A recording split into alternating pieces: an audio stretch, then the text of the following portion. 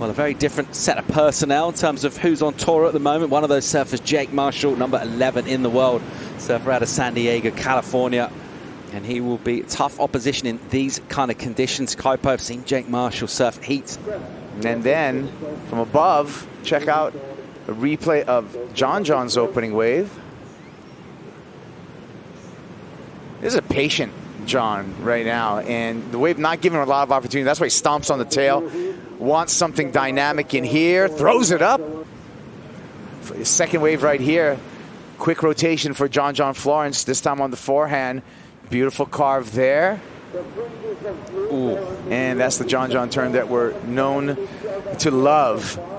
This hack right here, we can study it in slow motion where he just throws his whole body and punches the lip. A lot of times just bending the fins, torque in those turns. Yeah, the judges have been enjoying the combos. Let's see where that goes score-wise. Meanwhile, Marshall uses that frame, just extends that frame into a float maneuver, and then as he goes into the carve and the wrap, the whole thing just dies a sudden death underneath him. The wave really just sort of submitting its energy. One of those calls you can make if you're not second-guessing yourself and worry about overthinking things. When you don't have loads of pressure, he's not thinking about making the cut, anything like that. He can just go on feel. He likes to bank down the beach. Out the front, more traditional spot. Florence, great turn from him. Late hit, layback. Yeah, he's pretty good at those turns, and he'll tag it up again. So Florence, 6.33, his high three-point ride. Increase his heat total, but take a look here at J. And someone, the assault on the wave with J.Florence beating that wave up. I mean, that wave had no chance. You're a two-time world champ. You want way, way more. Here he goes again. Back into action here. Florence stings the first hit, collects it with the bottom turn, and then just wrapping this in the pocket. This wave will get a little soft and a little wobbly here for him. He's still due a number previous to that.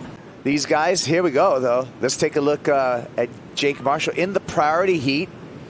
This is his last wave ridden. We're waiting for the score for Jake. He's trailing J.Florence right now in the priority heat. Jake with some nice connectivity in this one, and I'd like the lip glide to finish there. And viewers enjoy it too, because you get to see a lot of surfing. You get to see a lot of surfing from this guy. Florence, here he goes, found himself another lined up right-hander, and again, that venomous layback from him.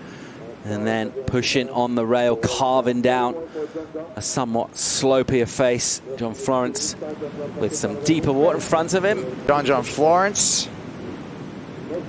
Big slashing turn for J, but the wave kind of lets him down.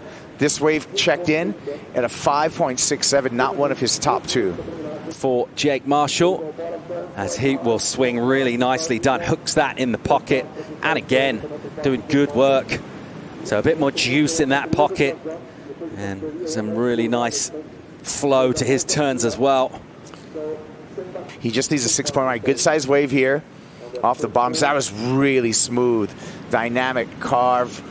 Make it 2 for Jake, and then that's pretty much what the score is going to lean on, is those first 2 turns. Yeah, nice carves from him. Just felt a touch set up, didn't they? Would have loved to go a bit more into the lip, but it's smooth carve and rail work. But he's right back in this heat now, chasing down that number. Showing us flashes of that layback carving turn that he does. And what he needs is a wave that, when he does that, maintains that steepness to the face. It doesn't go soft quickly on him. Has he found it here? Let's find out. Here he goes, pumping from a high line. Florence loading up. What's he got? Just a little projection over a lip line, and then a carve here. So already this one feeling a bit sluggish. Still going down the line, though, and struggling to get over deeper water. It's a really nice finishing turn in a steeper section.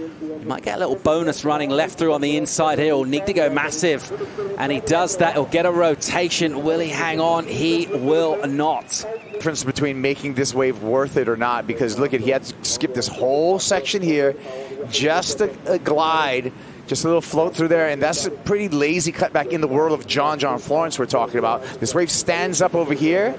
There's a lot of downtime. Hits that oncoming section, but really, really just to even give himself a chance to get the number, needed to complete that. All right, here we go. Florence, nice turn from him. He's found an opportunity, and he engages the rail.